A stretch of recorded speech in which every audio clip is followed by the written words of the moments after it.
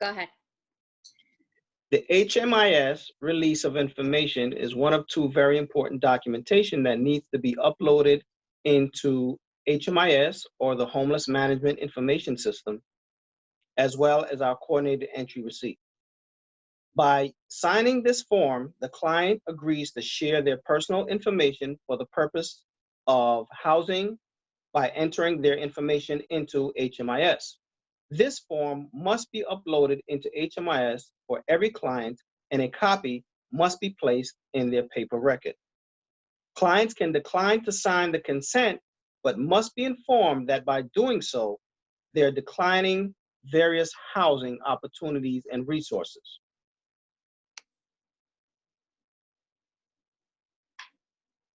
This is an example of the HMIS client release of information. Your agency's name should go at the top, and at the bottom of the form is a place for the clients to print their name, signature, as well as your agency's representative.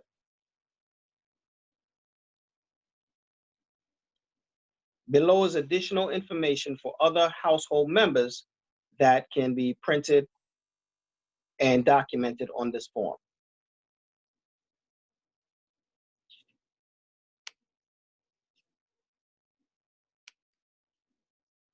The coordinated entry receipt. The receipt is required whenever a client is entered into coordinated entry. The client must sign the receipt to demonstrate that they are aware of how the coordinated entry system works.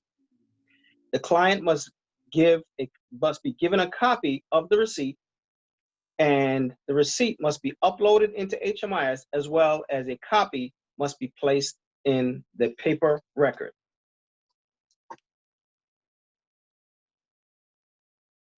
This is an example of the coordinated entry receipt.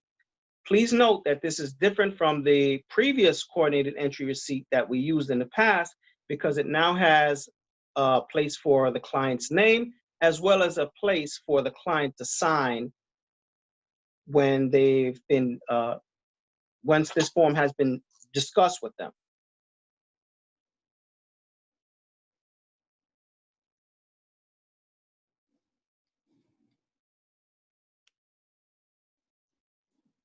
These documents can be found on our COC website.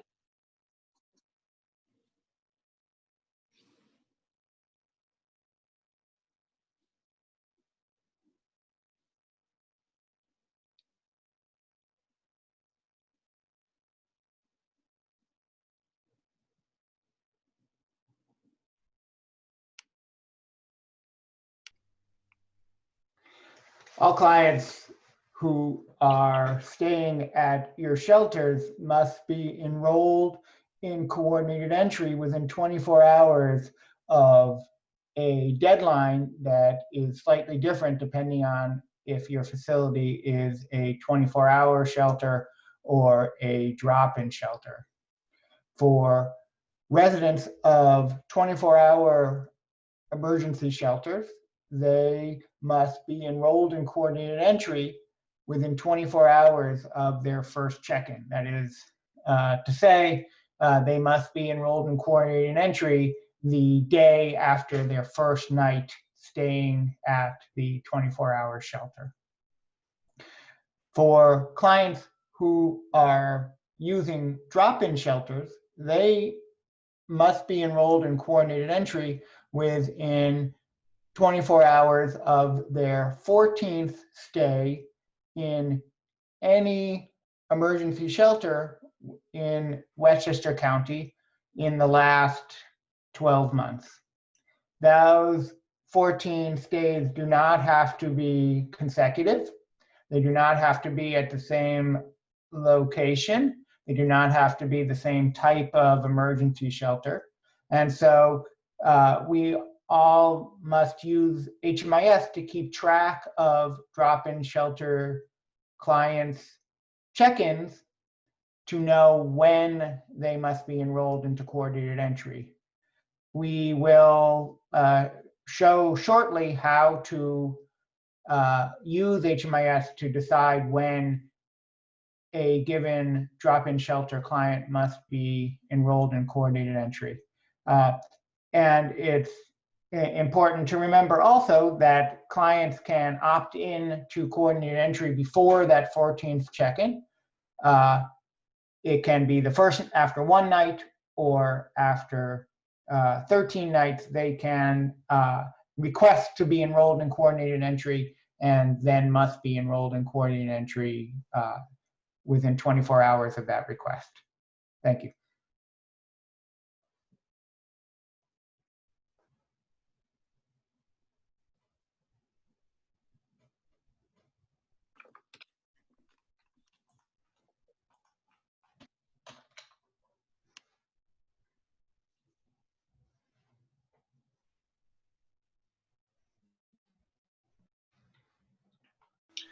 Here's a client, Buddy Guy, who has an enrollment in Lifton at Westchester Open Arms Drop-In Shelter. You can see on the dashboard that that enrollment started on 10/26/2020. You can also look a little deeper here and see that there's a check-in corresponding to that date as well. There's a coordinated entry enrollment starting that very same day. So this was done within the appropriate time frame. But how do you check to see if there's a client who doesn't have their coordinated entry enrollment yet? I'll show you the example of one client here, Fraser Crane. Well, with his record in front of us, we can clearly see the client is in open arms 24-hour shelter, but has no coordinated entry enrollment. If you're looking at the client's record, you could easily see that. But for monitoring purposes, what you want to do is periodically look at your housing screen where you can pull up any given facility. And right here I have open arms selected, current residence. And next to each client who is currently checked in on this date, you will see whether or not they are active in coordinated entry. For 24-hour shelters, everyone who's in that shelter needs to be enrolled into coordinated entry within 24 hours of their first night. For drop-in shelters, those clients do not need to be enrolled necessarily on the first night unless they want to. You want to check to see if any of your drop-in clients meet these criteria where they have at least 14 days or more sheltered anywhere in our system, which clearly this client does with a yes, and they are not yet enrolled in coordinated entry. This is meant to indicate to you and your team that this is a client who needs to be engaged and enrolled into coordinated entry within 24 hours. So whenever you see this on your current facility residents, especially for drop-in, you know it's time to start engaging with this person. So hopefully that helps.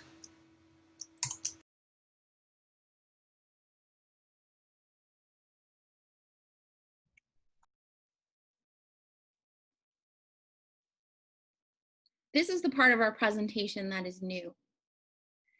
So this is documenting housing related client activity using HMIS case notes. So before now, it has always been required that coordinated entry assessors document their efforts to assist clients during the housing process. So when a coordinated entry or referral for a client comes through, a conversation must begin with the housing provider and the client to assist the client with the transition to permanent housing.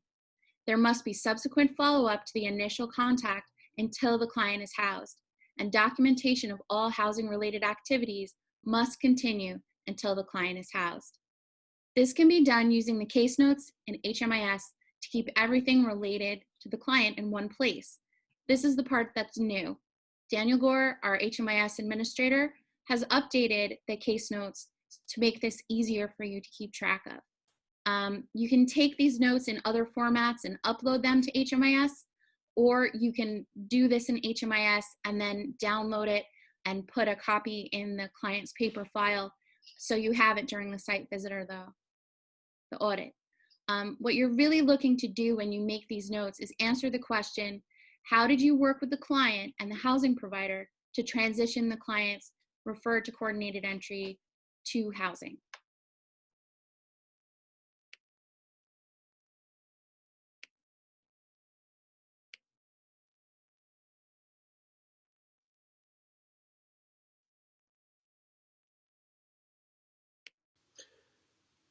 To record a case note, simply go to your client's menu, click on Case Notes, click Add New, and fill out the information. There's an option here to record a note type called Housing Engagement to help us clearly categorize these efforts. You can tie this to the coordinated entry enrollment. Enter a subject line for this activity.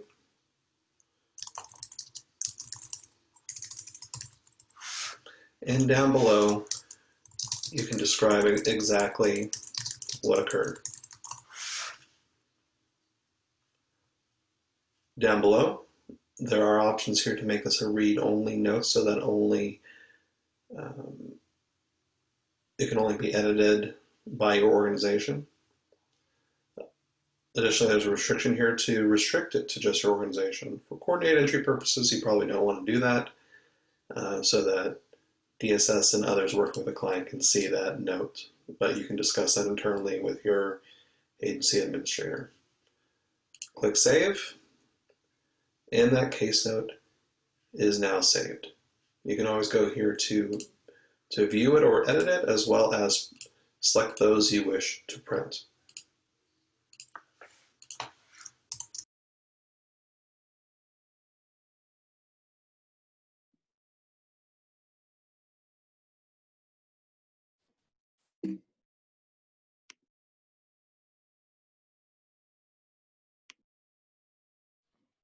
Next, we're going to talk about the chat.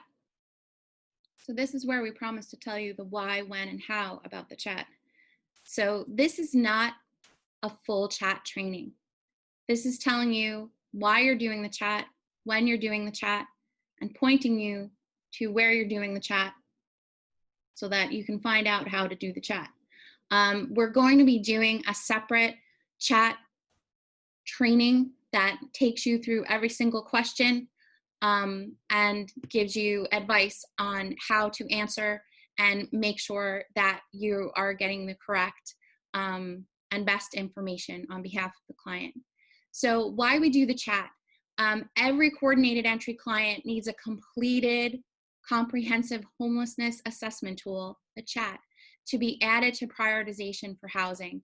If they don't have a chat, they won't appear on the prioritization list, and everything you did to enroll them in coordinated entry won't get them any closer to housing.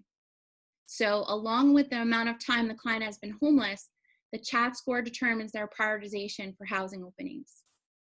When do you want to do a chat? You want to do it when you enroll them in coordinated entry, and you need to update it once per year. The only exception to that guideline is when the clients experience changes in a way that would impact their score. They need a new chat immediately, and I'll give you some examples in these situations.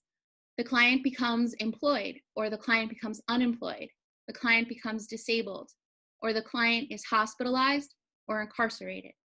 All of these status changes will impact their score.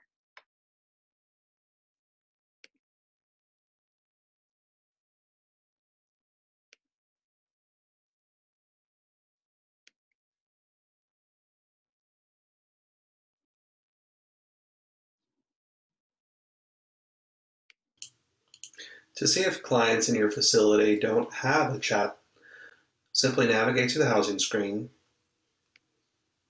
select the facility you want to investigate, then click on Current Residents. Since only head of households receive a chat, use the filter to only show your heads of household. Now we have two results. Next, click on the option that says No Chat, and this will show you which clients do not have a chat. In this case, we have one client who is active in coordinated entry but does not have that chat score. You can then select a client, which will take you over to the client screen, where you can then simply click on the coordinated entry enrollment to add a chat.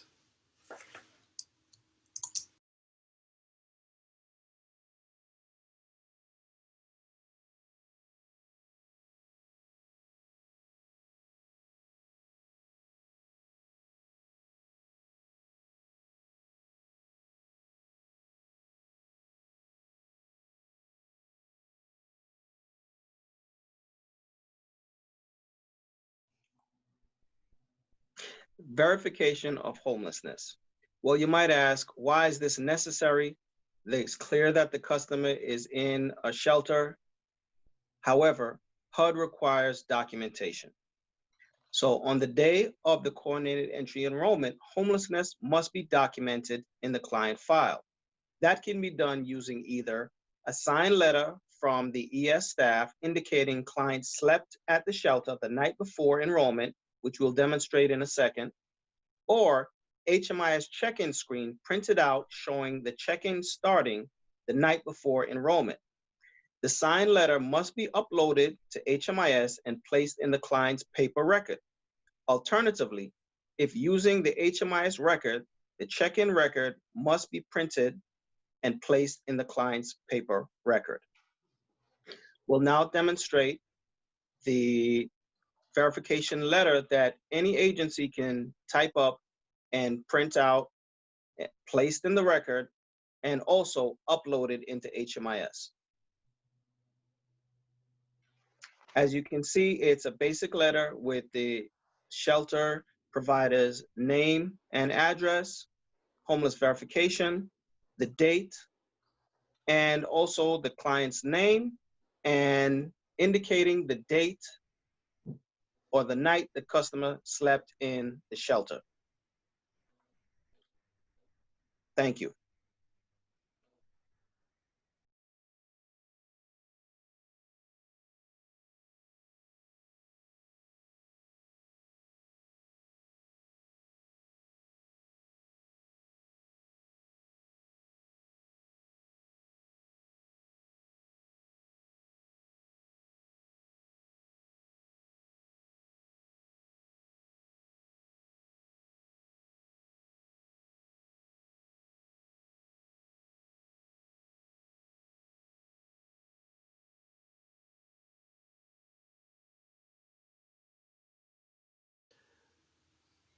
Next, to check the current homeless status of your client when conducting a coordinated entry, when you reach the Universal Data Assessment portion of the entry, there are some clear instructions here to view any prior episodes of homelessness using these two buttons that are available. By clicking here, you can view prior shelter episodes recorded in the Westchester HMIS prior to the date of their arrival, which we see here there are none. Additionally, you can check to view any documentation, either self-certification, letters from outreach outside of the county, or shelters from outside the county to attest to their homelessness.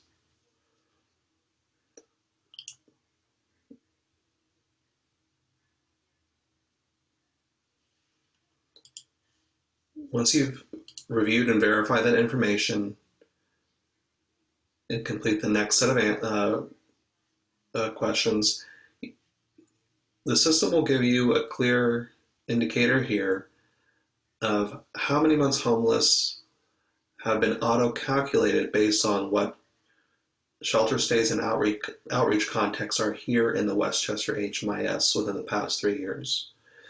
For this client, this is our starting point, 0. There were no prior months homeless prior to this first month,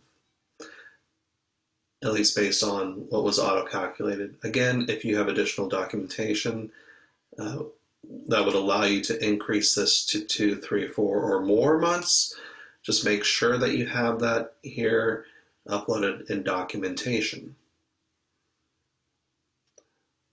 Additionally, If you need to do this outside of that initial coordinated entry enrollment, you can always go here to your client menu, click on Documents, and upload that information. However, if any documents do change the client's number of months based on what you had originally entered, you would want to review that entry assessment and make the change under HMIS Universal Data.